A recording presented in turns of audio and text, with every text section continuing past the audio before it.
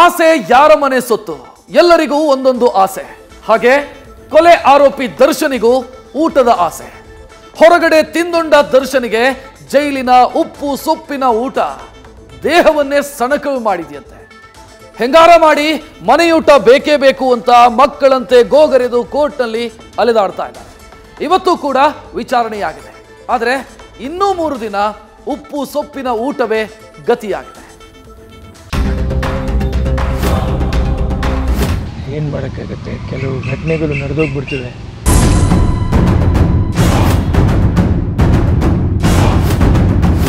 ಮಾಡಿದ್ದು ಭೀಕರ ಹತ್ಯೆ.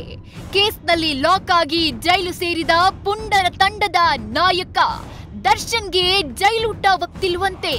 ಹೊರಗಡೆ ಇದ್ದಿದ್ದೆಲ್ಲ ಮೇದು ಮೈ ಬೆಳೆಸ್ಕೊಂಡಿದ್ದ ದರ್ಶನ್ಗೆ ಈಗ ನನಗೆ ಆ ಊಟ ಬೇಕು ಈ ಊಟ ಬೇಕು ಅಂದ್ರೆ ಇದೇನು ಮದುವೆ ಛತ್ರನೂ ಅಲ್ಲ, ಬಿಟ್ಟಿ ಸಿಗುವ ಮಠನೂ ಅಲ್ಲ.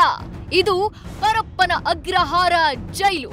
ಈ ಸರಳಿನ ಹಿಂದಿರೋದು ಭರ್ತಿ 5,000 ಕೈದಿಗಳು. ಅದರಲ್ಲಿ ಈ ಭೂಪತಿನೂ ಒಬ್ಬ. ಈ ಊಟಕ್ಕೆ ಕೋರ್ಟ್ 3 ದಿನ ವೇಟ್ ಅಂದಿದೆ.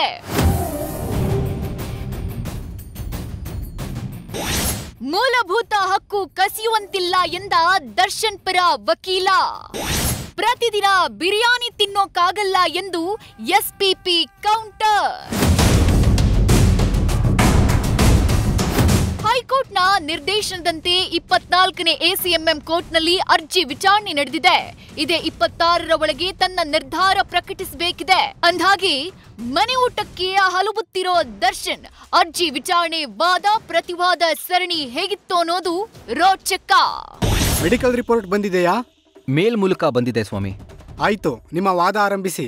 ಸೆಕ್ಷನ್ 30 ಬಂದಿಖಾನೆ ಕಾಯ್ದೆ ಪ್ರಕಾರ ತನ್ನ ಖರ್ಚಿನಲ್ಲಿ ಊಟವನ್ನ ಹೊರಗಿನಿಂದ ಪಡೆಯಬಹುದು. ಸೆಕ್ಷನ್ 45ರ ಅಡಿಯಲ್ಲಿ ಹಾಸಿಗೆ ಪಡೆಯಲು ಅವಕಾಶ ಇದೆ. ಓರ್ವ ಕೊಲೆಯಾದ ಮಾತ್ರಕ್ಕೆ ಕೈದಿಯ ಮೂಲಭೂತ ಹಕ್ಕು ಕಸಿಯುವಂತಿಲ್ಲ.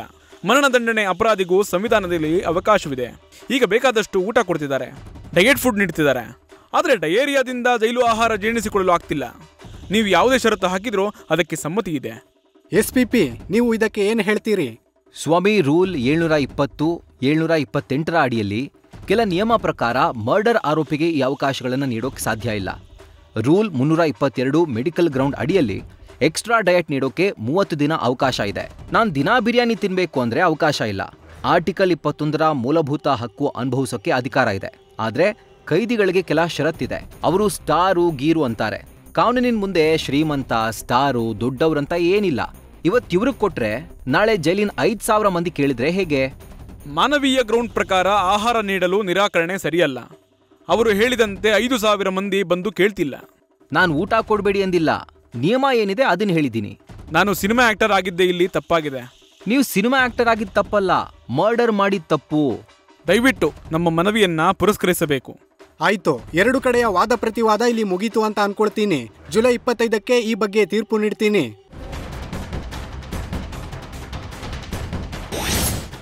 ಇದು ಕೋರ್ಟ್ನಲ್ಲಿ ನಡೆದ ವಾದ ಪ್ರತಿವಾದ. ಜುಲೈ 25ರ ತನಕ ದರ್ಶನ್ಗೆ ಜೈಲೂಟ ಫಿಕ್ಸ್ ಆಗಿದೆ.